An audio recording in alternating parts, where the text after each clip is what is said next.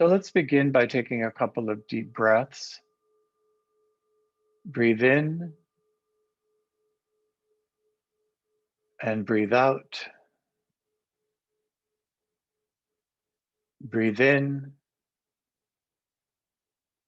and breathe out. And as you exhale, just relax. Let go of thoughts and concerns of the day the best that you can. And we just want to come to rest here in this present moment. Remembering that at this moment, there's nowhere to go. There's nothing to do. And there's no one to be.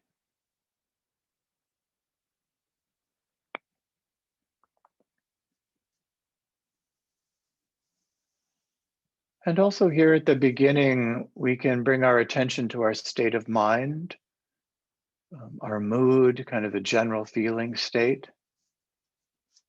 And we do this to check in with what it is we're bringing to meditation in this moment and to see what impact those things might have on being able to sit with ease and to feel at home and to be ourselves. So if you've come with any kind of anxiety or disquiet, we can see if we can soften or relax those feelings. And if we've come calm and relaxed already, see if we can open even further into the present moment, into awareness, sort of this feeling of spaciousness.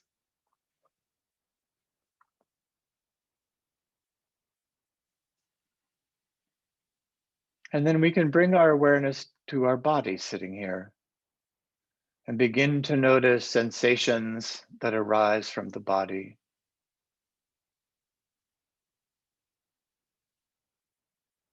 And there'll be some obvious ones that we notice right away. Our seat on the cushion, our feet on the floor, for example, our posture. But there are many, many things that show up that the body tells us. So we can do a quick scan through the body to see what else is appearing in our experience. And we want to pay particular attention to places where we might be holding on to tension or tightness and see if we can relax those areas. We just want to remind ourselves that right now in this moment, we're at home, in this place, in our bodies.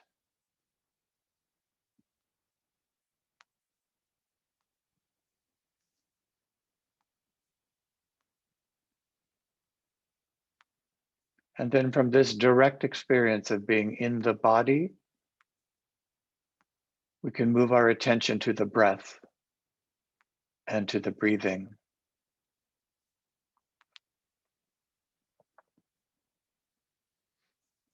And we just want to be with the breath. We don't want to control it or alter it in any way. It's helpful to remember that our breathing doesn't require us thinking about it. So we can kind of give our mind a little bit of time off here. We just want to be present with the experience of breathing. And we also want to see if we can be with all of the different movements and phases of each breath. So with light attention on the breath, see if you can be with the inhale from beginning to end.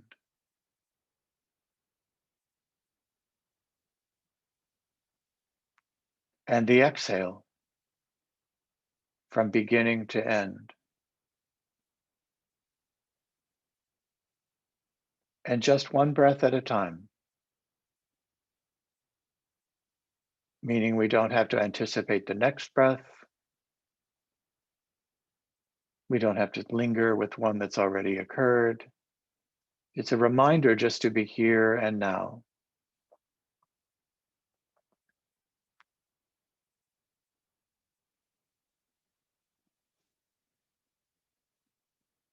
Now, most of us have probably already noticed that thoughts appear in our minds as we sit. Sometimes it's that feeling that the mind has wandered or we've gotten stuck on particular thoughts. Maybe something in the environment around us distracted us. But we just want to notice whatever those things might be very lightly and without any judgment. They're not really a problem. And really, what we want to do here is stay with this sort of upper level of awareness. We want to notice, for example, that thinking is happening, but we don't want to get lost in the contents of the thoughts, those things that take us away from the present moment. And then when we're able, we can just remember to return our focus lightly to the breath. And all we have to do is begin again.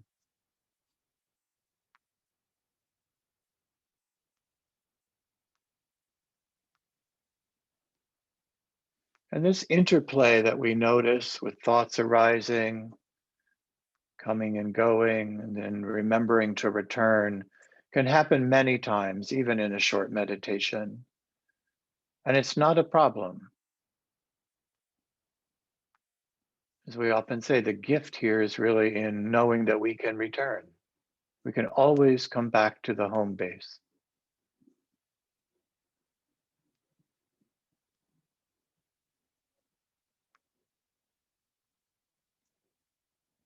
So let's just spend a couple moments just with the breath, noticing this in your own direct experience.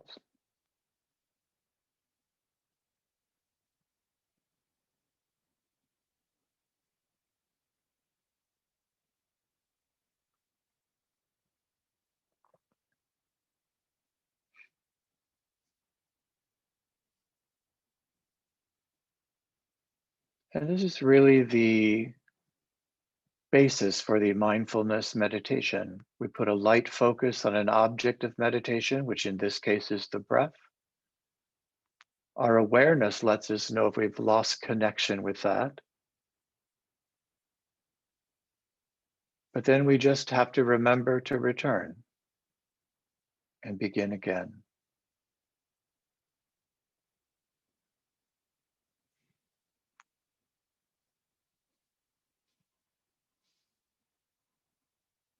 And when we're able to stay with the breath, see if you can't sense this feeling of spaciousness, of groundedness, being at home. And there's comfort really in knowing we can always return. We don't have to get taken away by our thoughts. We notice them, they're happening. We don't want to deny that thinking is happening. But thoughts are impermanent, coming and going. What stays present is our awareness.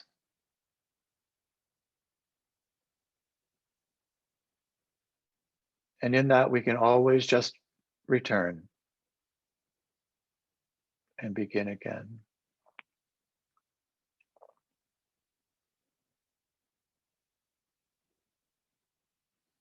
And now, having grounded ourselves in this way, we can start coming back together, start including the room around you in your experience, maybe more sounds, more sensations.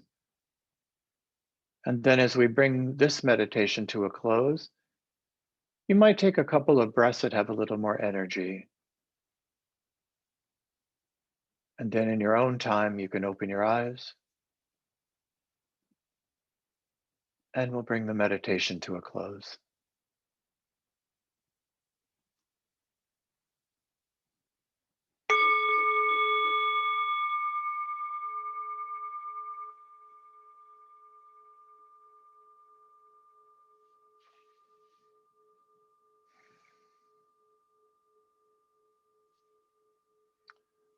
So good morning, good morning.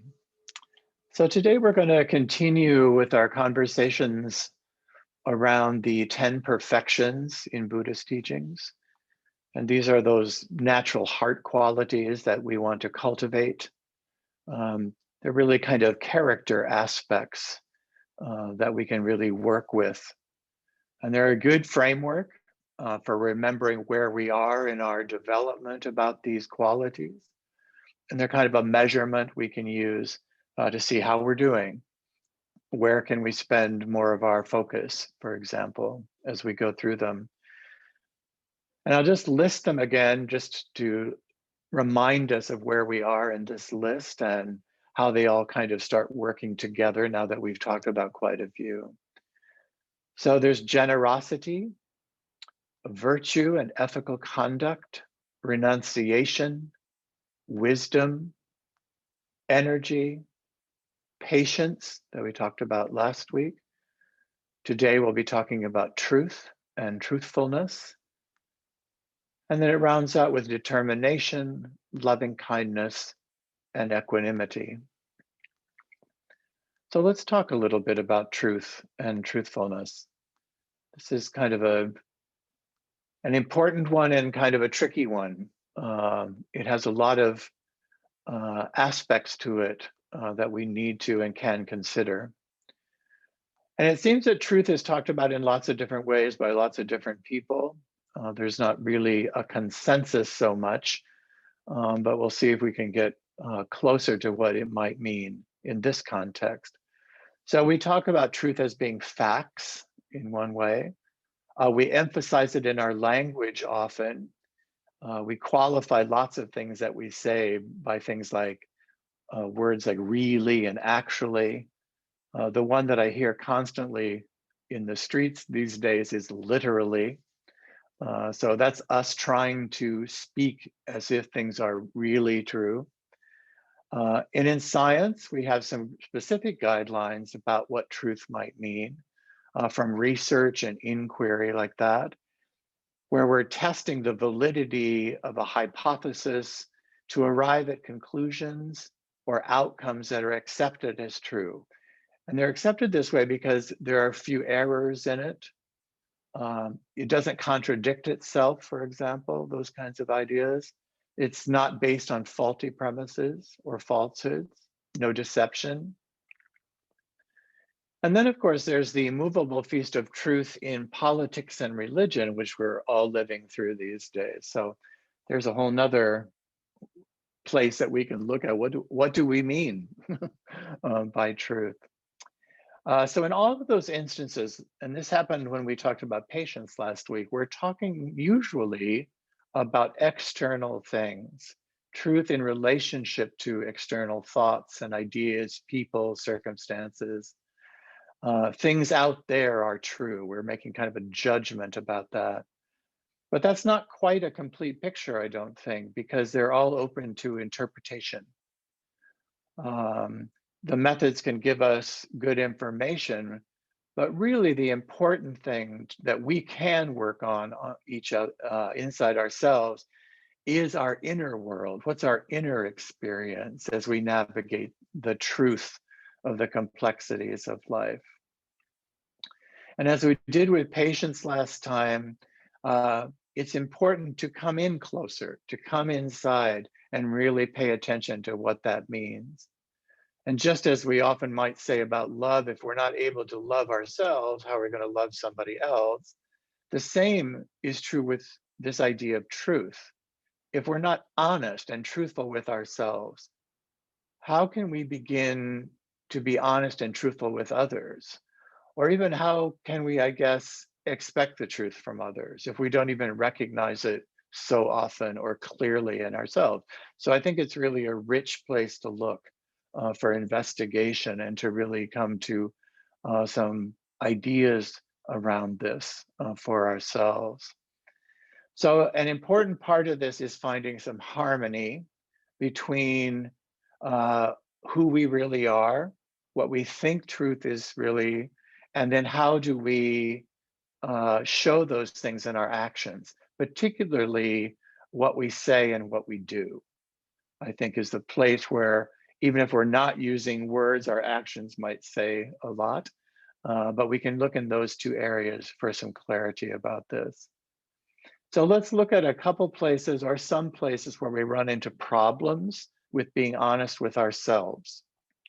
In Buddhist psychology, these problems start pretty early. Um, One of the things that happens is that in the face of uncertainty and the unknown, we sort of naturally try to create this sense of a permanent, stable self. Um, it typically we think of it as separate, but that starts very early. We're trying to protect ourselves. We're trying to get stabilized in this world that we don't understand. We're also part of communities, families, schools, religious organizations, that kind of thing, that have an influence also on what does it mean to be truthful. There's a lot of conditioning that's going on as we develop very early in our lives, and it continues. So a lot of this conditioning just inherently has a lot of bias to it, has a lot of distortion to it that we need to really look at. And if we just take things in blindly, those distortions kind of go unchecked. So we need to look at those, and it's a really fruitful place to start understanding how our inner world works around this. So some examples might be when we're trying to stabilize ourselves and feel more confident. We might exaggerate the positive aspects of ourselves and minimize the negative qualities, for example. That's something that often happens. Uh, Sometimes there's little white lies that start appearing in that. So all of a sudden, what do we mean by truth then? If that's something that a mechanism that lots of us, many people, maybe all of us use at some points. Rationalizations is another way that we kind of do that and maybe can get ourselves into a little trouble. The side effect of this, I think, is that if we don't use mindfulness and awareness when these things are happening, these things become our habits. We call them mental habits in this context. We identify with them, and then they become sort of the story of our lives. We identify with them, they become who we are. And in families and cultures, this can happen too. Those kinds of stories that get developed become kind of the collective folklore that we all kind of subscribe to, becomes our belief systems, for example. But then if we look carefully, they can easily be based on these kind of distortions and biases. So the journey of truth and our desire to be truthful, we really have to look, are we willing to investigate these mind habits? Is that something we're open to in our own investigation about ourselves? We can also look at these habits of mind are serving us. Often we get stuck in suffering, but we're not looking at how we're seeing the world. Our viewpoint is based on some of these distortions, and we're not seeing that that's actually causing us discomfort. So that's something we need to be willing to look at and notice if that might be happening. And we also want to make sure that we're not causing ourselves unintentionally more suffering or more discomfort, or causing that for other people because the way we're seeing things are causing some suffering for other people. So those are all things that we can look at. And if they don't serve us, then we have to look at letting go of our attachments to them. And we've talked about that many times about this letting go. We talked about it with renunciation earlier. And that's something that we need to do. But there is a promise here in the teachings, which has been very helpful to me, that as we get clear about these aspects, as we let go of our attachments, we do sense less suffering and more happiness. So that's the good news. By looking at this more carefully and being willing to sort of wade into some of this stuff. Now, from the Buddhist point of view, truth is really considered the primary virtue. And you can really see why. It kind of feeds everything else. You know, if we're starting from kind of a distortion, everything else is kind of out of whack. So it's a good place to look for those core values. And this just isn't a metaphysical term, really. This is a pragmatic statement about how to live a life without suffering. Um, I wrote down here a quote from Mark Twain that if you tell the truth, you don't have to remember anything. And that's sort of the pragmatic nature of this. If we can learn to live and understand the truth of things as they are, we have a clearer path. We're not so swayed and don't get stuck in places that don't serve us well. But there are some other things we consider about how do we discern what truth is? Um, because often things can feel real, but they're not really true because of these other distortions that might have happened or that we've come to believe.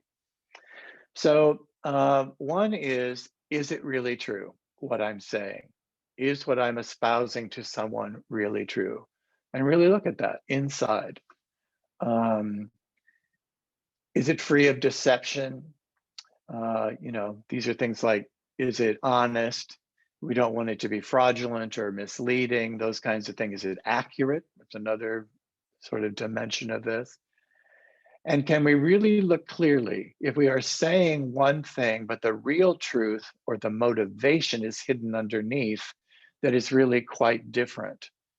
This happens a lot, particularly if we're trying to get something to be the way we want it. We may say something, but the tone makes us know that there's something underneath that that's trying to move us or trying to move the other person typically into another direction.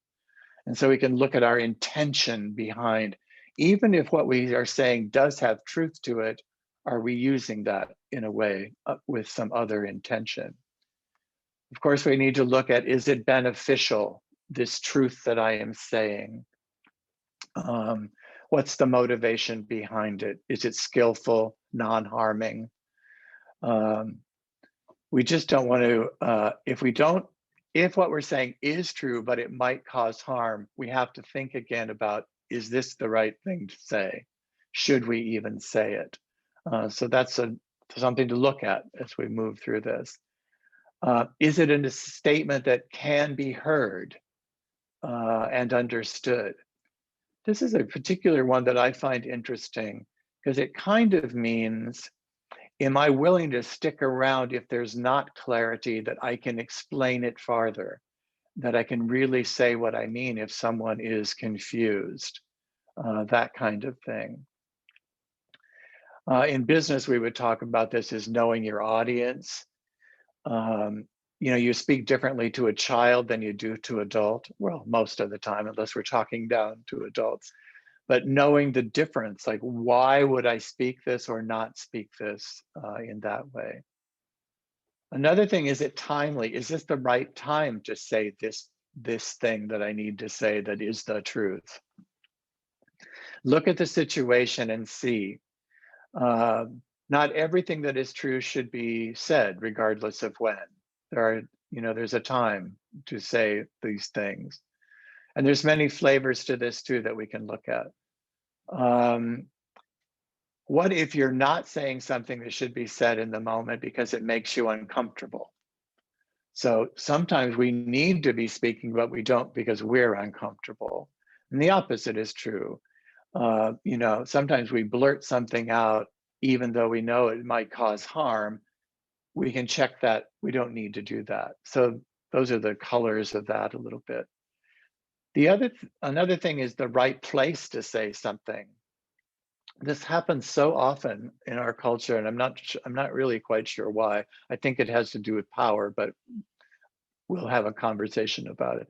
This is are you saying things in the right place? Not only the right time, but the right place.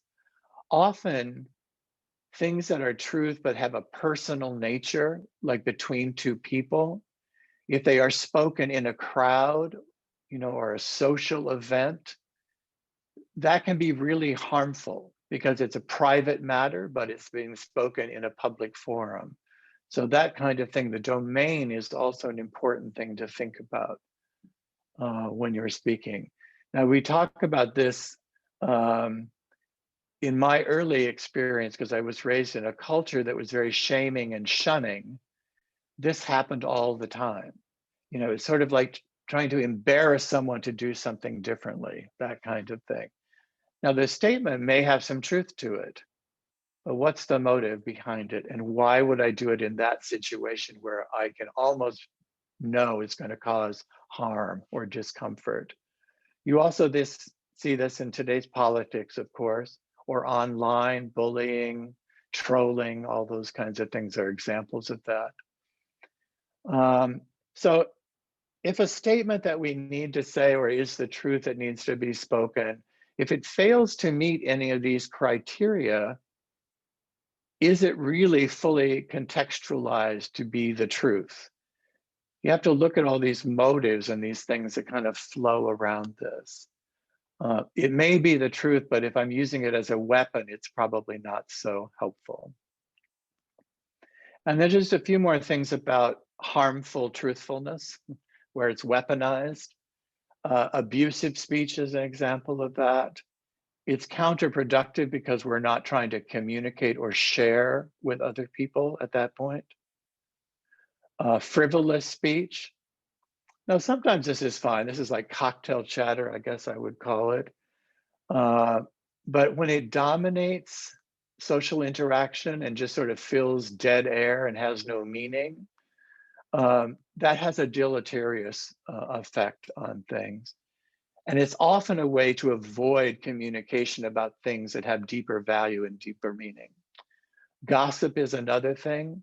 This is in Buddhism is often talked about as the most dangerous kind of speech. It's always destructive in nature. The other thing about gossip is that once something is out there, once we've said it, you can't take it back. Mark Twain was really good about these speech things. He also said a lie will fly around the whole world while truth is getting its boots on. So we have to be careful when we speak these things because they have big impact. And then finally, I just want to mention a thing about truth and faith. This is really about the faith that I can discern the truth of things. If I am present, if I am aware, and I'm willing to look. I think that's really something we need to look at and work within ourselves too. Do I have faith that I can do this? We all can. It's a capability that we have, but we need to know that in ourselves. So those are the things that I've been thinking about in terms of truth and truthfulness. So I want to open it up now for conversation about this. I think it's a rich topic, and let's see what everybody has to say. I'll stop there. Yes, Donna. Unmute yourselves when you speak, please. This is going to jar you a little, John. Okay. But I'm going to be truthful. You have so much to say that is so rich that I wish we could get it in segments, because I'm serious. First of all, I'm not a good note taker. Leslie will remember this about me at work.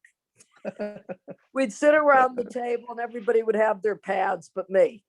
So I'm not a good note taker. I was relying on my memory, which is not a good strategy because you have all this stuff cluttered in your head. Yeah. So you had so much to say, John. There was domain, there was this, there was that, the other thing, that we could almost have that in, I don't know, I would say you present some of that, we try to absorb it and talk in response, because there were so many, whatever, like 10 or 12 examples, or have more sessions or something, because sure. I would almost ask for an encore, if you will. I'm not trying to be funny. Well, we can certainly we can do that. We can talk about these more different times as well. It's great. I mean, I don't know whether our friends in the group agree with me or not. Maybe they were or are better able to take it all in and make great use of it, because I think it was so rich. you Well, know? one thing I can say about the other people and about this in general is that I think some of you guys have been with me for like 5 years now. Right. We have this topic has comes up many times, Oh, and so okay. it's really just kind of being with it. They call it marinating. Oh, okay. Marinating in this stuff. Right. But I do take your point is well taken. This is very I dense didn't and mean very this as a, rich. John, I don't Oh mean this as no, a criticism, not at all. as And I'm not you taking. don't think. Yeah, Yeah, I'm not and taking you're it as not. such. No, I No, know you're not. I know you're not. But I feel a little this. self-conscious about it, Oh no, about saying it's. it. Yeah, no. I think that it's. I think it's really good to say this stuff is rich. Um, I have been spending years thinking about, Right. and Sure. every time you approach it, you get something else. Yeah, This is the analogy of peeling an onion. right, You keep understanding more of it as you tease it apart. right, So, right. but thank you for. I think we'll be back at this. Yeah, and So I'll have to be with you, God willing, as they say, for many more years. good, good. I Then look I'll be forward to able, it. okay. Thanks, John. Francoise, you have your hand up. Yeah, I have. So I fully understand what Donna is talking about. It's, uh, it's a very heavy topic. Yes. And truth, I think, is different for everybody because of culture, Uh-huh, because of education, uh-huh, Yes. because who you are in general. And that's uh-huh. really, really difficult to even define truth for someone. Absolutely. And I've seen that this week at work. We were doing the diversity topic, and my company cannot be more diverse than we are. We have two people who are Indian from origin. At least one has been raised in different country in Asia. The other one is American, but Indian. Uh-huh. Well, is probably the second generation in the US. We have two Asian people, one American, the other one was born in Korea. Um, our CSO is from Hungary. As you know, I'm French. I'm missing some people. We have somebody from South America, who has also a lot of French culture in him because he has been raised in a French school. So, and we have two Egyptian and from origin, one from Canada and the other one has been brought in the US early on. Right. So it cannot be more diverse than that. And we were on the table trying to see how we bring diversity for hiring people. And that's really, really difficult because I'd be happy to have even more diverse culture coming. But how do you even get the diversity and the truth? For everybody, diversity even there has a different truth, and how comfortable you are with it. What does that even mean? And what is true in the interview process to say, okay, we give the chance to everyone. Is it equal chance? Because there is just the CV and the skills. If you say, okay, some people have been disadvantaged over years for whatever reason, how do you even put that? What do you consider true in that? And I've been dealing with it I consider myself privileged being a French, white, or even woman is, is okay. But it Right, was not an easy conversation around the table, right. even if we are more. I'm glad we were very open, but I think everybody had their own truths. And in particular, we need to have the job done. So do you include that in it? It's really not. No, I think Mhm. I'm not sure everybody was talking truthfully about that particular topic. Right.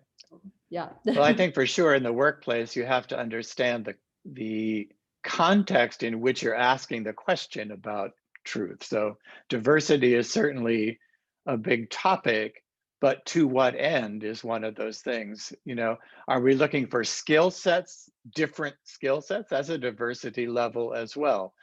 Or are we looking for cultural difference? And then why? What for? Why would that be the case? So it's a fascinating, really fascinating thing. And you're right, I think truth is, um, it's it's contextualized always in this moment. What are we talking about?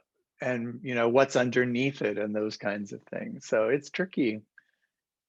It's hard when the conversation is completely open. If we're not defining, there have, for any good conversation, you have to have at least some structure around it so we know the boundaries that we're talking about. One reason that's helpful is that we can see if we're off base, like our boundaries are wrong, and then we can move it and change this so the conversation can open up. So it's tough in the workplace for sure, because we have different agendas too, what we need to get done. So, Angie, you have your hand up. Yeah. So the thought that came up was like, so what is true? What is the core of truth? Because if we if we base it based on what Francois said, which I totally understand, then we distort truth because then truth is going to mean different things for different people. So the question comes back: what is truth? Well, I think that is exactly the question. And I think that's why we bring in these characteristics that we talk about. Um, is it beneficial? So, a lot of times, selfishness speaks as if it's true, but it leaves everyone out. So, is exclusion a part of truth in that point? So, we need to look at that. I don't know that there, I think there probably are ultimate truths. We are limited in what we can understand, this human mind that we have, for one thing. Um, in Buddhism, we talk about the Four Noble Truths, and I think that's an interesting place to look. One of those things is there is suffering. Even in the conversation, for example, Francois, work that you had, everyone there knows what suffering is in their life. We share that. That is a common element that these beings know. The other thing we talk about is impermanence, that things don't last. That is also something we all know. Now, we act as if it does last. We hold on to stuff thinking it will make it last, but it doesn't. And the truth of that will win out at some point. So I think we have to look at these things that can we generalize to humanness what's true. The variations in culture, uh, in gender, in all of those things are real things, and they speak to some aspects of truth. But if we're going to, what's our goal? Are we going to come together? Are we going to be one thing? That's an interesting question then. What is truth? And it will vary. Everyone I'm looking at on the screen will have different views or takes on what that might mean. So it's tricky. But I think it's worth our looking at, because otherwise we just sort of run around each other and poke at each other instead of trying to find a general way where we can be together beneficially, skillfully, carefully, skillfully, wholesomely, those kinds of things. So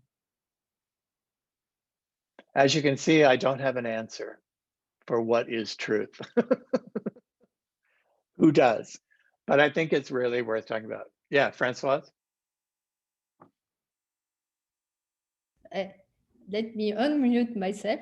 Yeah, I'm thinking, well, even if everybody has a different definition, well, you can find some common ground if you have values that you agree on. And then there is a question of trust. If you trust the other person, I think you can find what is at least your truth to both of you compared to a particular value. That, I don't know if that makes sense, but yeah, it does. It does. I think trust is certainly an aspect of this. Yeah, I think it for sure it is. Leslie, yes, unmute your button there.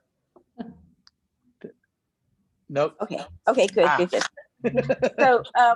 So yeah, Francois, that was helpful in thinking about the thing that I wanted to mention, which is how truth seems to change all the time, and not all the time, but it can, and your perceptions of what is true. Like before the Chauvin trial and before all of these killings of Black people, I had a more positive view of the police and what their intent was. But now, you know, as things change, and maybe this has been what's been happening since forever in our country. You know, it's like looking at it from a different lens. And, you know, to get down to the truth of it, I guess you have to be willing to look through a lot of different lenses. But, you know, I was just thinking that what I really would want to believe in is the idealized goal of what the police could be for, just in the same way that there are idealized everything, you know, in society and in life. And even though we may fall short of it, can that still be the truth or something to aim for? And I guess you need people in agreement, as you were saying, agreeing to the values, and then trusting that people are trying to get there, even though they'll never quite be there. Right. Yeah, I think that's I'm trying to think here about the humanness of this, and maybe that's a clue for me about underneath all of this stuff, these layers of conditioning that we all have. How do we get down to the basics of what we want humanness to look like? We're all in this together, you know, so that kind of idea, what does that look like? And is that what's informing how we look at this idea about truth? I think we can have strong opinions, but I think we've already talked about, it doesn't necessarily mean that what I think is true might not be true for you is also okay. So what's under that? Like, where do we go where there is this humanness that is sort of the base level of how we treat each other? And this gets really confusing because even religion, even if they start with that, have messed it up with layers of things that exclude other people, for example. Or I don't know, we all know what those things are. We all are on different sides of that in our own lives. So I'm wondering, is truth this sort of basic level? So when Buddhism talks to me about impermanence and suffering, that is something that I can recognize. Every human knows that, every animal, maybe everything, knows suffering. That seems to be a truth. And is that a place to start? Let's assume this is where we are. How do we build on this without leaving anyone out? We haven't done it yet, so I'm positing that. So, yeah, Linda, unmute yourself, please. There you go.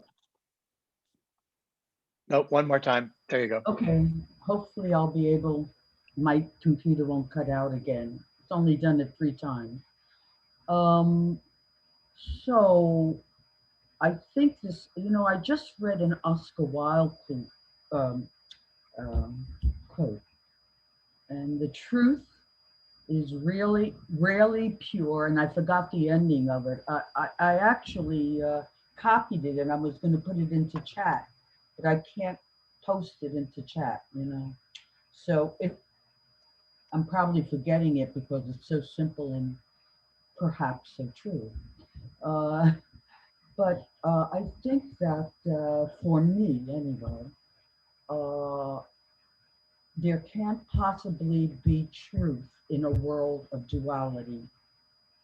And that in politics, in that world of duality has to do with me and where I'm coming from. So if I am coming from wanting something to be right or wrong, if I'm coming with an opinion, with a lack of patience, a lack of respect, that is the way I'm supposed to think. This is who I'm supposed to be. That is who you're supposed to be. This will make everything happy. Well, as long as we've known this world, nothing has made it happy. Nothing has made it perfect or right because it is. Right. There she goes again. She'll be back. Oh, there you are. Good. You froze a little bit.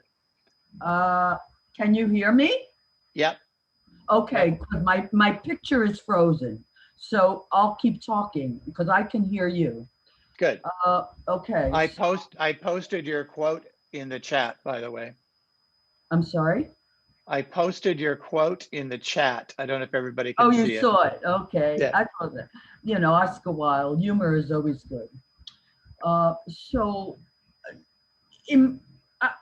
And as I get older and I'm able to be more patient with seeing this and having to have things in a dualistic world be perfect or be true, I think is mistaken, at least for me, unless I'm coming from a place that I have taken that ego, that I out. And when I take that I out, it's not that nothing matters, but nothing matters. I mean, it matters for equality and justice and all of that. But in the end, I find that also becomes duality. There's also right justice and wrong justice and right equality. And it's like always wanting more from a place where the truth is there isn't more. Right. That's particularly what I've been into these days. I mean, there just isn't more. And right. I think Buddhism addresses delusion. Yes. And I'm delusional if I think there really is a truth. But I don't feel I'm delusional if I come from a place that is quiet and goodbye. Right. Okay, can you still hear me? Because my computer's blocking. Yeah. Okay, yep. good. I'll call. So, it's all where I come from. I had a really great experience with my brother who's moving to New Hampshire, and he's having a lot of mortgage financial problems. And in my family, there's always, well, do it this way, do it that way. You could.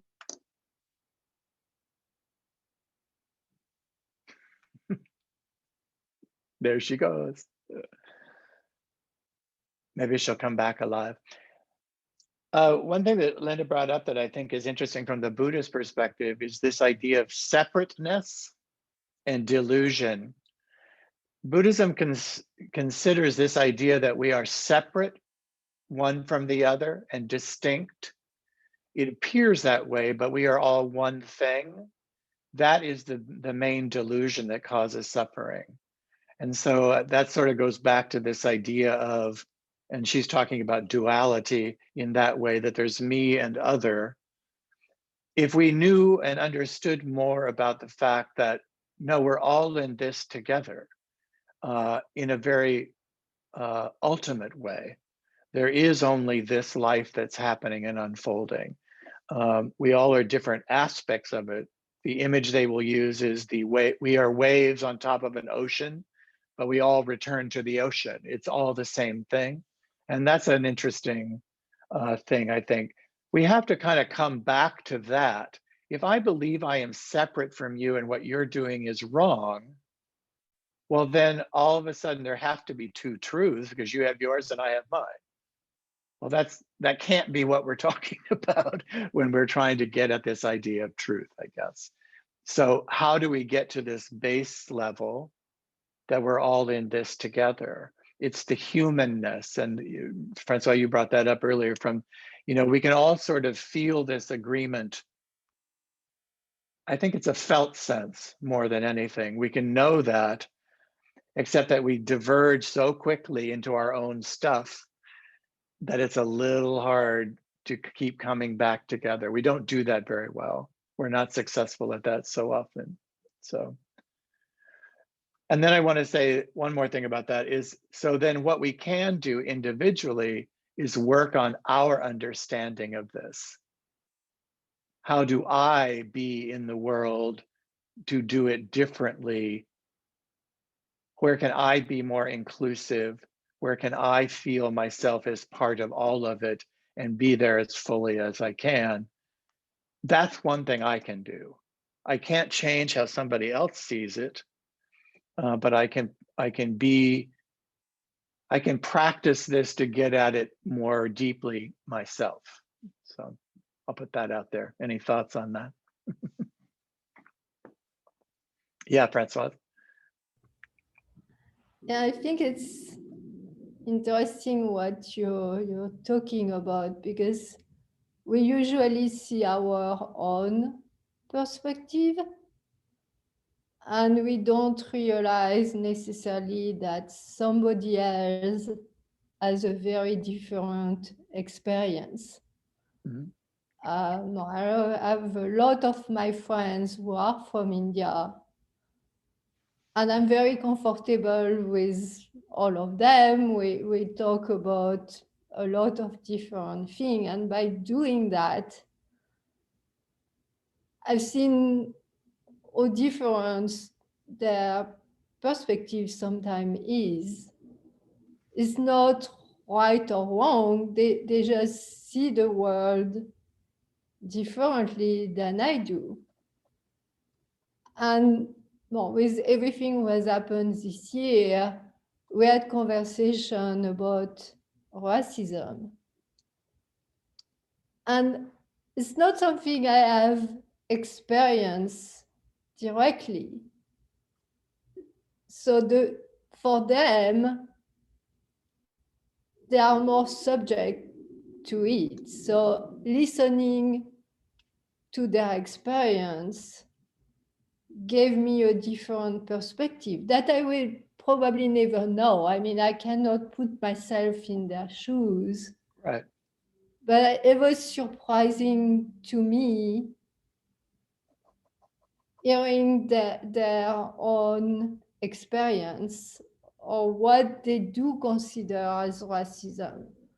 Mhm. And it's sometimes very uncomfortable because you don't want to be the right person who has the wrong question. At the same time, I wanted to ask some of the uncomfortable question I had, Mhm. because maybe I do that to them without even thinking about it, or to other people, because they are my friends. So I guess you get some that they may not feel as threatened by me than somebody in the street. But I think it's good to listen, not even giving maybe your own truth or your own perception of things, because there you may learn Right. and change your own definition. One thing that I try to work with, and it reminds me of what you're saying too, is one commonality we have is that we all form our view of the world in the same kinds of ways. So somebody coming at me from how they know the world is exactly the same as how I come to the world with how I learned the world. Now that I can see that as just differences and how do we work this out, but I can also see it as we came at this the same way. This is how it develops, how our differences develop. What can I know more about this and learn more? And that's what you're saying, Francois, is about asking the question because you're interested, in learning about where expanding your understanding of your own self as part of that in a safe way. And I think that that's really helpful. But the commonality is that our personalities and our beliefs and all that are all formed in the same kinds of ways. So nobody came at it illegitimately. It's how it happens. How can I relax and unpack this and be with you because even though your ideas of self are different than mine. And that's the commonality that sometimes works. I notice this when I don't get threatened as often by people because they're just coming with how they see the world. It isn't about me. I always used to take it that it's about me that they're so angry. And there is some of that. But what they're coming at is how they learned the world is for them. I have that same thing. I do that same thing. So I'm trying to see that I can be with people more easily because I know how it came to be this. It's not my experience, as you were saying. I don't know it. I never will know that exactly. But boy, I can really understand how we learn to see the world in a particular way because that's how we processed it. And there isn't a way to process the world. There is how it's processed. So I don't know. And I think there's the intention behind what you're asking. Well, if you're truthful in your intention, that doesn't come as threatening. Yes. But it's Yes. it's not easy. Exactly. But I don't have to see the way you see the world as having been an error.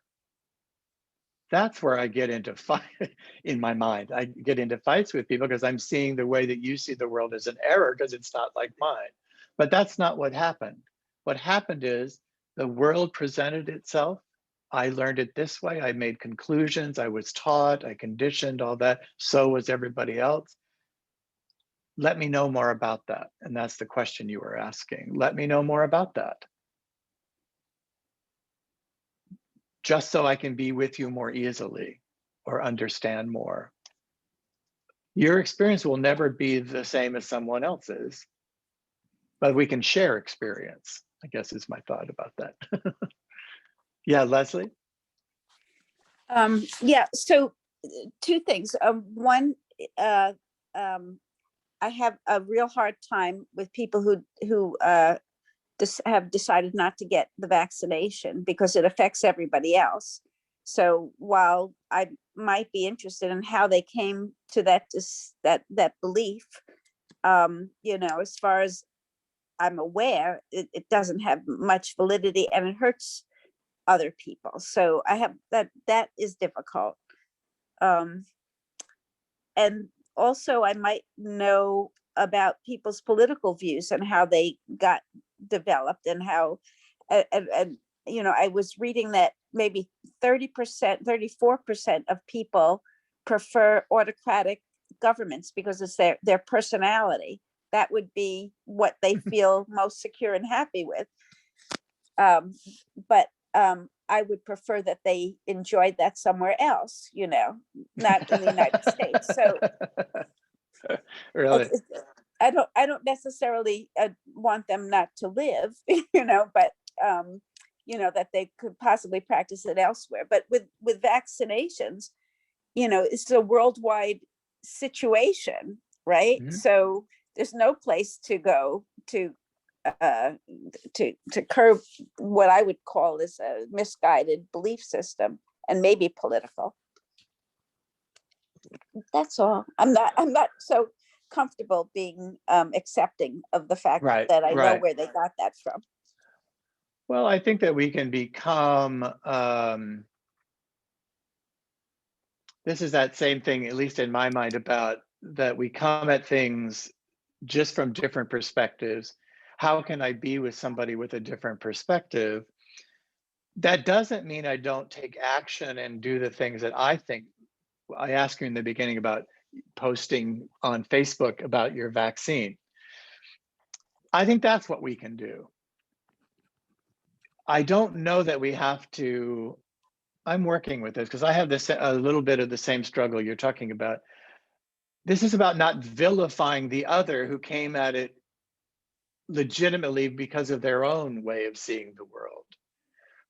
Now, in general, we have to figure out a way to be civil. So that's a different thing than truth, I think. So that's a politeness. This is sort of, the Tao versus Confucius. It's like, here's the moral system and here's the practical day-to-day politeness system about how we do things.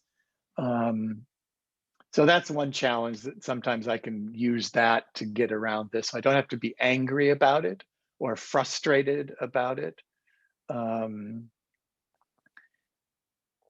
I have, I think I mentioned this last time, I have personal needs around the vaccine for myself because I have a father who's 96. I have a sister-in-law who has MS. I have a whole bunch of stuff that this is an important thing in my family that we all keep each other safe. So it's personal. I don't need to take that out so much into the world. But I do have my little acts of defiance. Like I always wear a mask outside no matter what the CDC is telling me because I want to be the reminder of that this is happening. That's what I can do.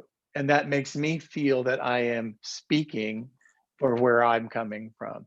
It isn't I'm speaking a truth. I'm speaking my opinion or my stance right now. So there's many layers to this, right? It's just, it's an unwieldy thing. So, well, we're at our allotted time. Why don't we pick this up next week and talk some more about it? Because I think this is the crux of so much of our angst and our way of being in the world for everybody. No surprise, because we all want to know the truth. We want to be sure. We want to be secure in our opinions and that kind of thing. But what do we do when people have different opinions and that kind of thing? How do we move around and still be in the world together? I think it's an interesting conversation. There aren't any answers to this, but I think we can help each other kind of tease out parts of it that are meaningful to us. So does that sound fair? So we'll do that next week. Is that all right, Donna, if we talk more about this? Cute. All right, so let's do just a little bit of gathering again and get ourselves ready for the rest of the day. And we'll see each other soon. So.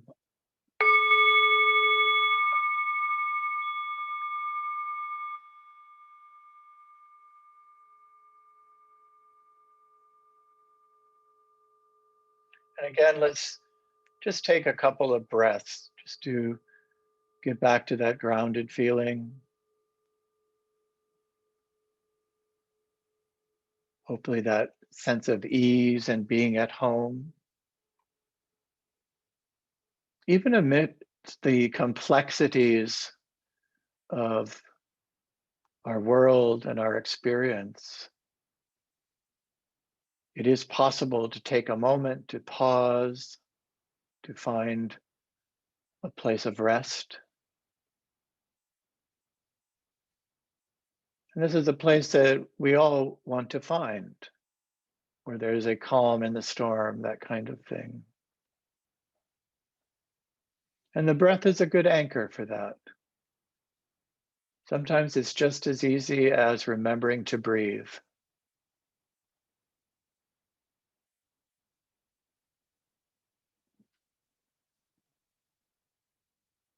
And also it's about finding the openness where it's safe to explore and to wonder and to be willing to see the truth of things as best we can as they unfold in every moment of our lives.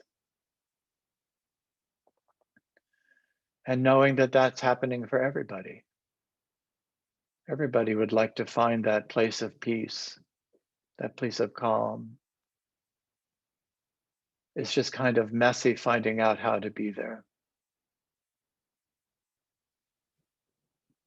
So as we gather together here and then move out into our days, we can try to remember that we all have that same goal. We all want to find that place of peace. We can do it here. And really, we can do it with anyone. We just have to remember to do it. Sharon Salzberg often says, mindfulness isn't hard. We just have to remember to do it.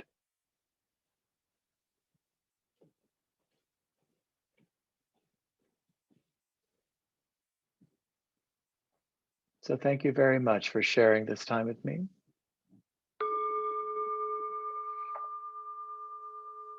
And have a good rest of the day. Thank you, John. All right. Talk to you all soon. All right. Bye-bye. Thank you, Bye. everyone. Ciao, ciao.